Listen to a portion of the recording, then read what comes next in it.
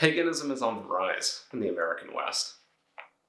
In 1990, the U.S. Census records only 8,000 Wiccan adherents, Wicca being the most predominant pagan religion in America. But by 2008, that number had skyrocketed to 340,000 adherents in just an 18-year period.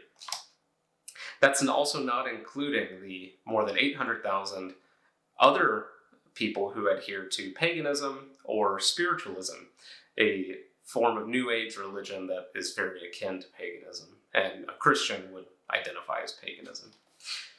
This is compounded by other data showing that there's a general decline in traditional religion in modern America, especially in the past 70 years. According to Gallup surveys, in 1948, only 2% of Americans polled said that they affiliated with no religion whatsoever. But in 2022, that number multiplied by 10, and 21% of American respondents affiliated with no religion whatsoever. Most poignantly, in 2022, 75% of those Americans polled said that they thought religion was losing its influence in American life. So what's causing this dramatic growth in paganism while traditional religion is suffering this depressing decline? Clearly there's something that paganism is offering to people that is causing them to flee from traditional religion and go to these other pagan traditions. Before we get to what potential causes there could be for this exodus from Christianity and immigration to paganism, we need to understand what paganism is, define it. So pagan, the word, comes from the Latin paganus, which means a rustic, country farmer, somebody who lived outside of the urbanized areas of the ancient Roman Empire. When Christianity became the state religion in Rome, the word paganus, or pagan, slowly evolved to mean someone that was practicing the old state religion of Rome, of polytheism, so worshiping Jupiter or Mars or other gods like that, and not the Christian God. This would usually be the case in the rural areas, that they would be slow to catch on to new urban changes. This was the case culturally, but also in this religious factor with Christianity as well. Because you got to think, in ancient Rome, they didn't have phones, they didn't have the internet like we do, so information exchange was very slow compared to what we have today. So, in fact, it took hundreds of years for the Christian religion to seep into the countrysides and for those agrarian, agricultural types to get caught up and be Christian. In the Middle Ages, paganism also saw some development in terms of what our understanding of paganism and how Europeans use the word pagan. So in the Middle Ages European mind, there were three categories of religion. First being Christianity, second, Judaism, and the third is paganism. So in the Middle Age European mind, you were either Jew, Christian, or pagan. This can actually be seen and exemplified when Islam comes about, that many Christians identify Muslims as pagans, which to the modern sensibility seems a little strange, but to the Middle Age person, that was the third category, right? And they weren't Jews, they weren't Christians, so they had to be pagan. This Middle Age sense of the word pagan is more or less what survived down to the modern day, with the exemption of something like Islam, which we don't identify as pagan, or Buddhism and Hinduism. Most of these large religions, I don't think many modern people associate with pagan, but technically, if we're using the Middle Age sense of the word, it could be pagan, or is pagan. Really, what we mean by it in the modern sense is that they are pre-Christian religions or non-Christian religions that are being practiced. Another thing you'll hear nowadays is neo-paganism, referencing the modern practice of these religions, usually in some revived form that wasn't around previously. So it's an umbrella term, and these, like I mentioned, pre-Christian folk religions, New Age religions, or pagan. or general spiritualist or animist traditions. The most popular types of paganism in modern America is Wicca. Wicca is a very feminine-focused, eclectic, meaning it takes from all different types of cultures, type of paganism. It has a large number of individual spiritual paths that its practitioners follow.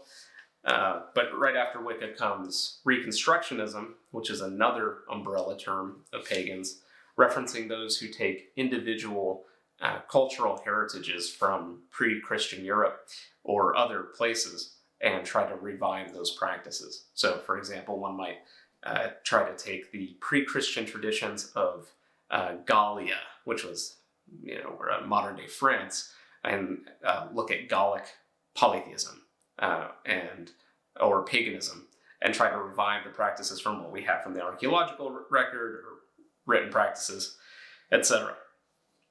So now that we got the definition out of the way, what paganism is, especially in the modern sense, what is the big deal with paganism that is causing people to flee traditional religion and go to what are very new, niche, and admittedly extreme religious choices? That's my opinion, and I think the opinion of many of my fellow Americans. My argument is that it all has to do with nature. In the 1940s, the World Wars introduced material circumstances that broke down the nuclear family and introduced secular culture and nihilism and hedonism. The trials of the first half of the 20th century shook the faith of many Americans. And then the second half of the 20th century, you had the Red Scare and the scare of atomic bombs. So it was a very anxiety-filled and war-filled time, and especially with the breakdown of the nuclear family, caused a lot of spiritual hurts in the American soul. This lack of spirituality has been exacerbated in the 21st century.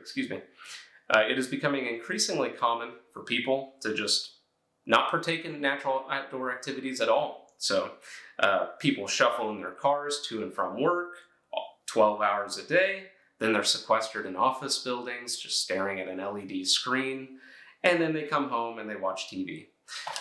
Natural activities like hunting, fishing, hiking are all being replaced by video games, watching television, or movies. There's an increasing separation of man from his environment. This, combined with the loss of religiosity indicated in the above data that I mentioned earlier, has led to a gaping spiritual wound in the modern mind and soul. And I know that many of you feel that wound actively. Paganism in general, and Wicca particularly, addresses these spiritual hurts by being nature-focused belief systems that get people back out into nature and focusing on nature and the care of the earth. At its surface, it seems fairly benign. The focus on ecology and love for nature is good. They actually have a lot of personifications of things like natural processes like the rain and sun and moon and stars, and there's a sort of mystery that is preserved in these pagan traditions. And the last piece of why these religions are compelling to people with these spiritual hurts is that they lack a general moral framework. It can feel freeing to someone who's used to having rules that they have to abide by, and this strict sense of what it means to be a good person. Especially the demands of Christianity are difficult. It's not an easy call to be a Christian. So to have a religion that seems to appeal to the hurts in your soul, and also having a very convenient freedom from your moral framework, is quite appealing. But that last part is what's concerning, is the lack of a moral framework. And we already see that moral degradation in our cultural secularism today, but it's augmented in a pagan framework. If these trends continue, uncontested, Wicca and paganism will be major contenders with Christianity for the souls of Americans in the years to come. The church must adopt its strategy to prevent further bleeding out of Christians to fleeing to these nature-based religions. It is not substantive or dogmatic changes that need to occur, but more of a matter of emphasis that needs to occur within the church and its communication with its parishioners and those outside of it. In Genesis 1:26, the Bible states, "Then God said, 'Let us make man in our image, after our likeness, and let them have dominion over the fish of the sea, and over the birds of the air, and over the cattle, and over all the earth, and over every creeping thing that creeps upon the earth.'" See here, the word dominion is very important in this translation. It comes from the Hebrew radah, and the Latin Vulgate translates this as "price it." Many English texts render that as "have dominion over." Dominion is an interesting word because it's the same word to describe Christ, the Lord, the Dominos. See, God did not intend for us to have this relationship with nature where we subjugate it and lord it over the animals and the plants, and that we don't have a care for the ecology. God wanted us to have a Christ-like dominion over the earth, where we are in a servile servant leadership with the earth. We are stewards that God has placed to take care of his good creation. And if we just lord it over the earth, we're not doing our duty as Christians to take care of God's good creation. And I think that is really the matter of emphasis that we need to change, and the church needs to change, in order to keep Christians from fleeing. It's also, I think, important to heal the spiritual hurts within many modern Americans, this emphasis on ecology and nature, and man being in his natural environment, the environment that God intended us to be in. We need to enter into friendship with the ecological system. This is in accord also with Catholic teaching on Christian responsibility for ecology. Pope Benedict XVI says in Sacramentum Caritatis, or the Sacrament of Charity, the following: "The world is not something indifferent, raw material to be utilized simply as we see fit. Rather, it is part of God's good plan, in which all of us are to be sons and daughters in the one Son of God, Jesus Christ." Compare Ephesians 1, verses 4 through 12. The justified concern about threats to the environment present in so many parts of the world is reinforced by Christian hope, which commits us to working responsibility for the protection of creation. Pope Benedict is right on the money here. If we are to stem the tide of pagan conversions and lead others to the warmth, light, and truth of Jesus Christ, we must learn to place an emphasis on nature and man's proper place as stewards of God's good creation. This needs to be first and foremost in our evangelical efforts when we're speaking, especially with pagans, but with people in general, so we can be sensitive to the very real spiritual hurts and harms that these people have in modern America and elsewhere. I think that if we can effectively do this, we can bring about positive ecological change, but also bring others out of the darkness of paganism and bring them into the light of Christ. I hope this was helpful for you, and I would love to hear your thoughts and feedback in the comments. If you liked the video, give it a like, and I would appreciate it if you subscribe to the channel. We'll be making more content like this in the days and weeks to come. Thank you all very much, and God bless.